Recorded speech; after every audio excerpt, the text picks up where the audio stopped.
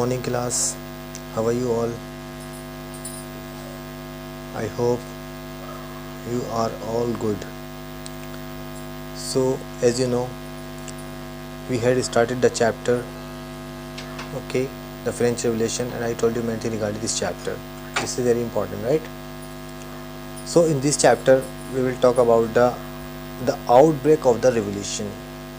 तो जो रेवोल्यूशन, जो क्रांति हो रही थी, इसका रिजल्ट क्या निकल कर आया, तो इसके बारे में यहाँ हम डिस्कस करेंगे। कि हमने लुई 16 के बारे में बताया था, आपको तीनों ईस्ट स्टेट के बारे में बताया था। So now we are talking about Louis 16 की जो रिवोल्यूशन हुई थी, इसका रिजल्ट क्या निकल कर आया, right. Louis 16 had to increase taxes for reason you have learnt in the previous section. How do you think he could have gone about doing this? तो अब आपको मालूम होगा कि जो हमने बताया था कि लुई 16 को टैक्स बढ़ाना पड़ा था, और क्यों बढ़ाना पड़ा था, ये रीज़न भी आप जानते हैं। उस किस तरीके से उसने बढ़ाए होंगे, कैसे उसने किया होगा, सो इसके बारे में हम देखते हैं। So in France, you can see the old regime, the monarch did not have the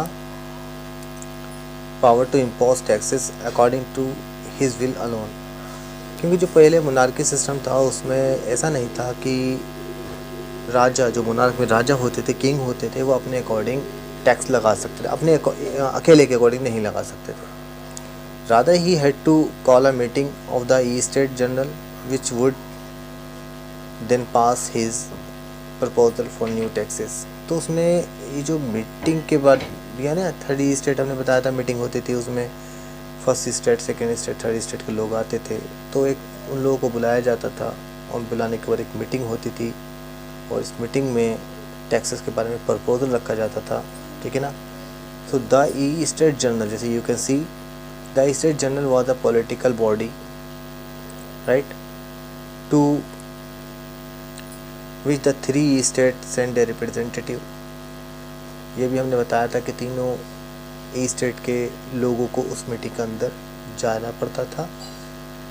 however the monarch alone could decide when to call a meeting of this body. हाँ, इसमें यह था कि जो मोनार्क होते थे, राजा होते थे, वो डिसाइड करते थे मीटिंग कब बुलाना है, कैसे बुलाना है, राइट।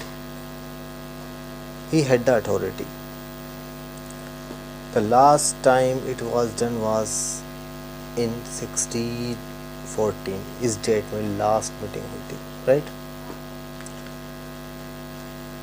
अब क्या हुआ था इसके बारे में हम देख लेते। On 5th May 1789, Louis XVI called together an assembly for the State General to pass proposal for new taxes. ये तो आपको मालूम ही है कि मीटिंग बुलाना पड़ती थी, उसमें फिर राजा ने एक मीटिंग बुलाई, मोनार्क ने। और splendid hall in Versailles was prepared to host the delegates.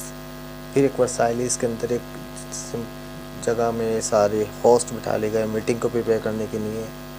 Delegates आते हैं इसमें, the first and the second state sent 300 representative each who were seated in rows facing each other 2 sides, while the 600 members of the third state had to stand at the back.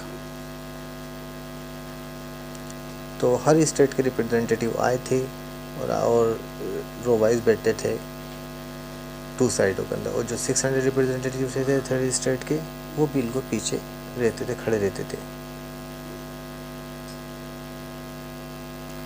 सो इसमें हमने बताया था तीनों state के लोगों को बुलाया जाता था। उसमें फर्स्ट स्टेट और सेकेंड स्टेट के जो रिप्रेजेंटेटिव थे वो सामने बैठते थे, और 600 रिप्रेजेंटेटिव जो थे वो पीछे खड़े हुआ करते थे। तो third state was represented by it's more prosperous and educated members. इसमें सारे लोग होते थे, पीसेंट आर्टिशन सारे लोग होते थे, ओके। लेकिन इनमें उन वीमेन को बस अलाउ नहीं किया जाता था इस असेंबली के अंदर, और वो अपनी दुख, अपनी डिमांड, उसमें कम से कम 40,000 40,000 लेटर्स रिप्रेजेंटेटिव लाया करते थे लोगों की तरफ से, right. So I hope everything is clear to all till here. So इसके बारे में तो यहाँ तक क्लियर हो गया होगा। अब इनसे कुछ सम इम्पॉर्टेंट डेट्स इनको आप नोट कर लीजिएगा कॉपी के अंदर। Okay, it is very important for you. Next इसी में है कि फिर वो वोटिंग सिस्टम होता था, इसके बारे में हमने आपको बताया था कि you can see voting the state general the past had been conduct according to the principle that each state had one vote. पर हर स्टेट के जो लोग होते हैं उनको वन वोट डालने का राइट्स होता था, वो वोट डाला करते थे।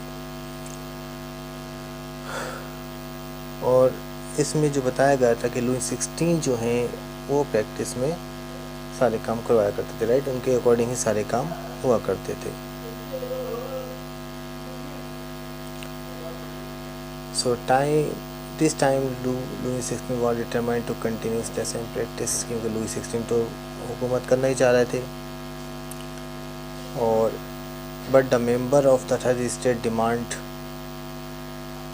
Date voting now could be conducted by the assembly as a whole. उन्होंने कहा पहले तो वो राजा करवाया करते थे, लेकिन अब उन्होंने कहा था स्टेट के लोगों ने कि अब जो है वोटिंग हमारे अकॉर्डिंग होना चाहिए, असेंबली के अकॉर्डिंग करना चाहिए, सारे लोग उसको करेंगे और हर किसी को वोट मिलना चाहिए। क्योंकि थर्ड स्टेट के लोगों को ना तो वीमेन को अलाउ किया जाता था, वोट भी नहीं मिल पाते थे उनको डालने के लिए, जिनके पास प्रॉपर्टी होती थी वही वोट डालते थे। This was one of the democratic principle put forward by the philosopher like Rousseau in his book social contract. ये जो रूसो थे उन्होंने एक बुक लिखी थी सोशल कॉन्ट्रैक्ट, इसमें ही सारे आइडियाज़ सारे दिए गए थे सोशल कॉन्ट्रैक्ट के अंदर।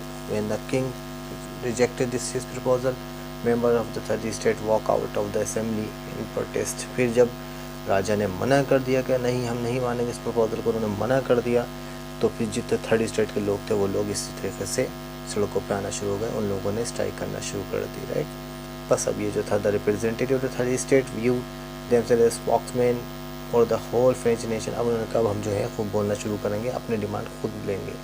और यहाँ पर आप देख सकते हैं कि जो इन लोगों ने डिमांडें रखना शुरू कर दी, राइट।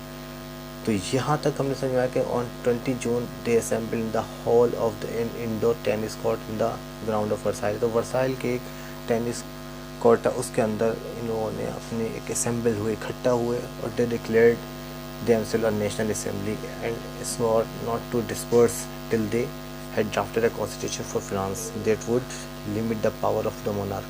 फिर इन लोगों ने कसम खाई और डिक्लेयर कर दिया कि हम नेशनल असेंबली डिक्लेयर करेंगे, और कसम खाई जब तक हमारा कॉन्स्टिट्यूशन नहीं बन जाएगा फ्रांस का और मोनार्क की पावर ख़त्म नहीं किया जाएगा, जब तक ये हम डेमोन्स्ट्रेशन एक तरीके से कह सकते हैं कि घोषणा कर दी कि अब हम कुछ ना कुछ करते रहेंगे, ख़त्म खाई ली लोगों ने।